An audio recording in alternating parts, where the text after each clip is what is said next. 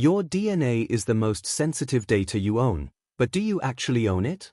In a viral Senate hearing on June 11, 2025, Senator Josh Hawley went nuclear on the interim CEO of 23andMe. As the company faced bankruptcy, Hawley revealed a shocking truth: even if you hit delete, 23andMe keeps your most identifiable information.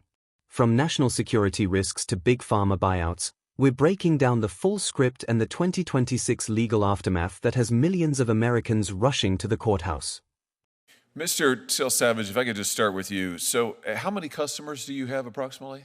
Between 14 and 15 million customers. Between 14 and 15 million. I think you told Senator Britt just a minute ago that a goodly number of those are minors. Is that correct? What I said was I don't have the number of customers. You have the genetic data of a good many minors. Is that correct? We have genetic data for a particular number of minors, and I will be happy to provide. People under the age of 18, is that correct?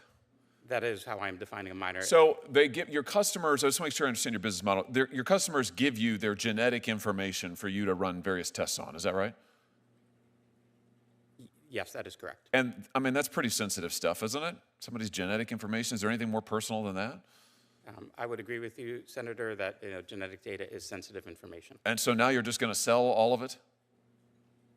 15 million people, bunches of kids, maybe millions. It's just going to be sold in the open market? As Senator, the good news, as I mentioned, is that the two bidders or buyers for the company, one is Regeneron, which is That's the big pharma company? It doesn't make me feel any better. It's a large pharmaceutical company. All right, so you're gonna take 15 million Americans' genetic information and you're gonna sell it to somebody, and your message to us is today, trust us, it'll be fine. Maybe it's a big pharma company. Maybe we'll get lucky. Maybe they'll treat it right. I thought your privacy code, your privacy commitment said that consumers had a right not to have their information shared with anybody else without their consent. I mean, I've got your privacy statement right here. It says that without their consent, you can't share their information. You're about to sell it. Senator, that consent is, essentially for, not real? Not share for research purposes, and we are not selling it for research purposes. So when you tell the consumer, give us your personal information and we'll take money from you, and we won't give it to anybody without your consent, it's not real. It just means, maybe kind of depends on the day. Senator, I will say that our customers' data is their own. They have the right at all times to access that information. They can edit it. Well, sure they can, but you're about to sell it to who knows who. They can't control it. You said to Senator Moody that consumers have complete control of their data. Complete. How can they have complete control if you're about to sell it without their consent? Senator, they can delete that data anytime up until the sale and after. Oh, okay. They can delete the data. Have you fixed the ability of customers to go on your website and delete it? Because right after you announced your sale, your deletion page went down. I hold in my hand here an article from the Wall Street Journal. 23andMe site goes down as customers struggle to delete their data. Can they even get onto your site to delete their data? They can, Senator. And you fixed this? That was an issue that, yes, we fixed immediately after. It's up and running now? Customers can go on? Customers can go on and they can delete their data. What happens when they go onto your site to delete their data? When a customer logs into their account at 23andMe, they go to their settings page, and there's a section there where just click delete my data. It confirms that they want to delete their data, and it's deleted automatically. Is that true? Let's take a look. Okay. When they go onto your page, they get an opportunity. It says permanently delete the data. So they click the button that says permanently delete the data, and then they get a notification that says your account is no longer accessible. How do they know if they can't access their account anymore? How do they know their data's been deleted? Because we send them a notification that their information has been deleted. You send it once, and how long does that take?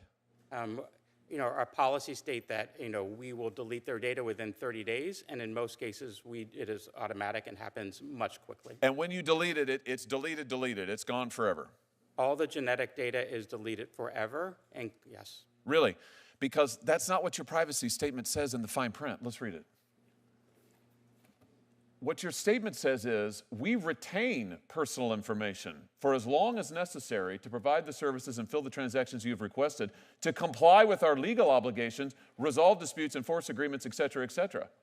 And then it goes on, 23andMe and or our contracted genotyping laboratory will retain your genetic information even if you choose to delete your account. Senator, 23andMe, it does not retain any genetic information regarding the consumer once they delete their account. We do. It says right here that you will retain genetic information, including date of birth and sex, even if you choose to delete your account. This is your privacy policy. I'm just quoting from it.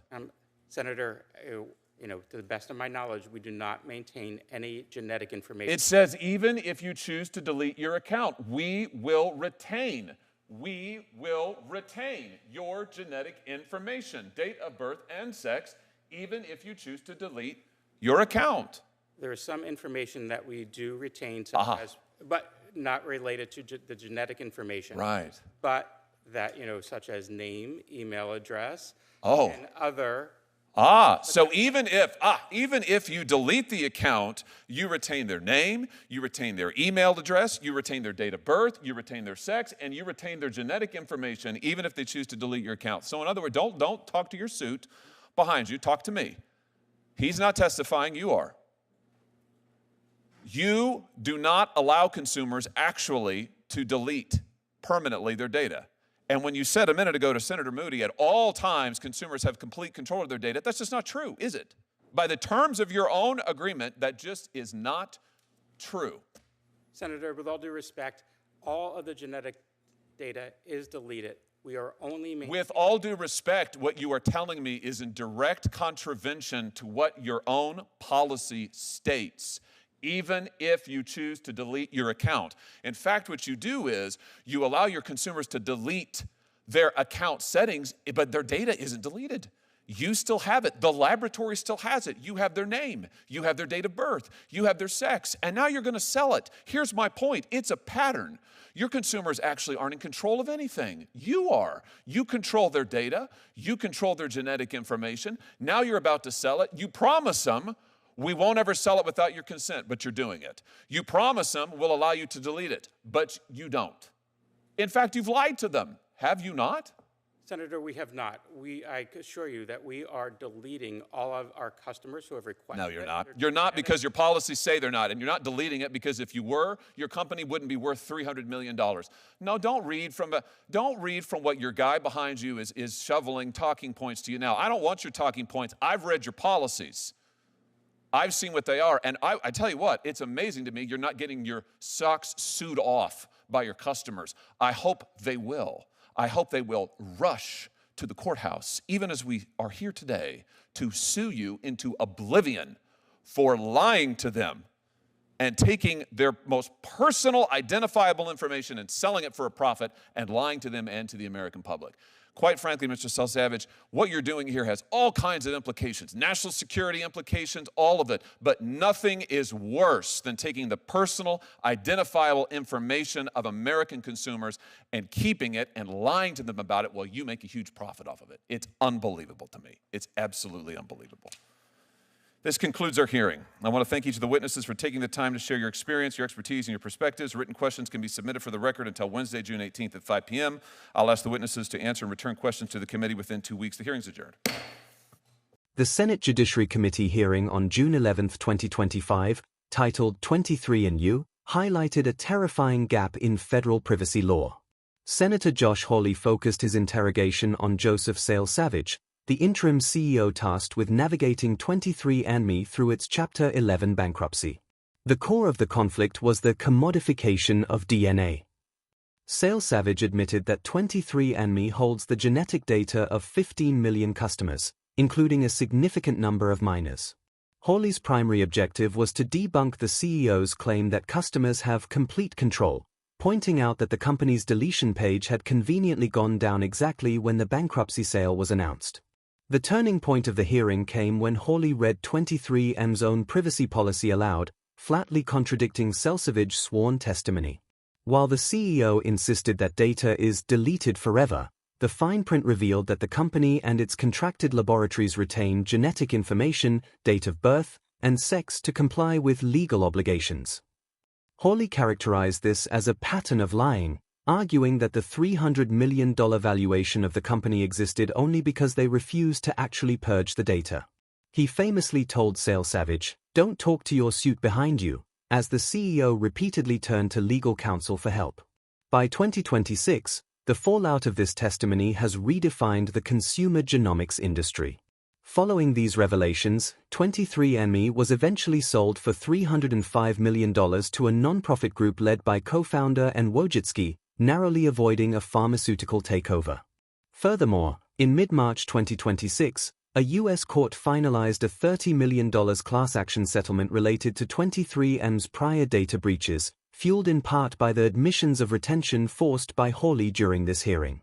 Ultimately, this hearing remains the primary evidence used by advocates for the Don't Sell My DNA Act of 2026.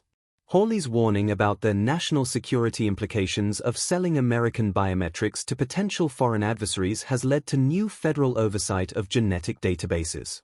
In the 2026 landscape, this video is a record of the moment the public realized that once your DNA is digitized, it may never truly be deleted.